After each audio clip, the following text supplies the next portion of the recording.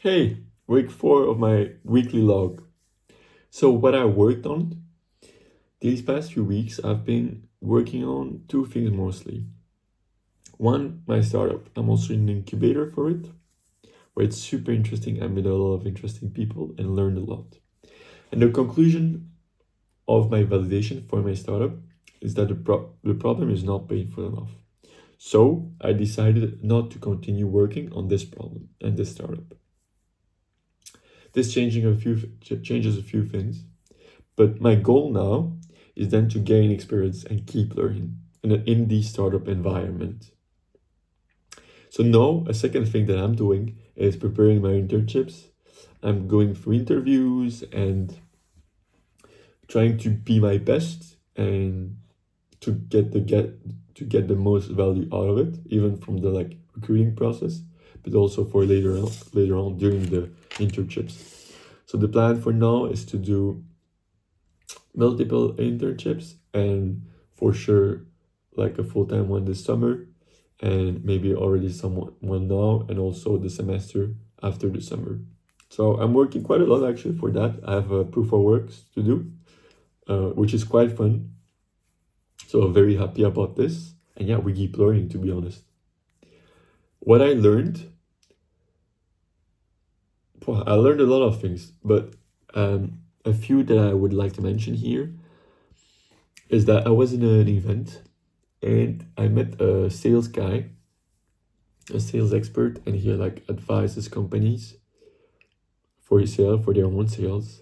And one question that he asked me is, "What is your story?" What actually is one your own story, and second the story of your company.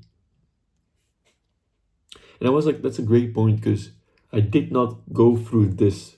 I did not go through my own story, my company's story, but especially how do I want to express it? How do I want to share it? Because it is true that at the end, if two companies have the same tech, what's going to differentiate them? It's the story, the branding behind. So I found there was a super insightful reflection, and I should delve deeper into that.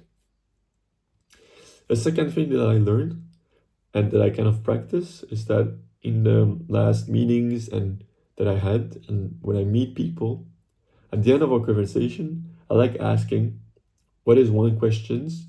What is one question that I should ask you, but I didn't ask yet? And it's interesting because people are not used to this question, and they're like. And I think they come up with something quite important that they know and that you maybe couldn't find on Google, online. So I think that's a quite interesting and fun question. Like it's a bit maybe out of the box and not so boring. What I trained.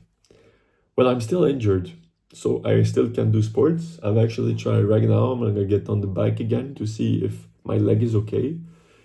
It's been almost a month now since I couldn't train because of my bike accident. So I hope I'll be able to get on the bike and train soon, very soon.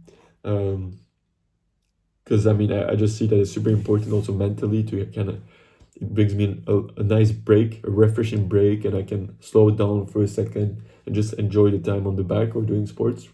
But at the same time, it was also a great opportunity for me this last month where I it's 10 to 12 hours or more that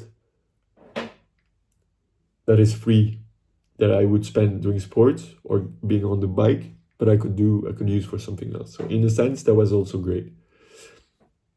And one thought that I had, it's a nice one, is that I'm really grateful for everything that I'm doing, and I'm having so much fun.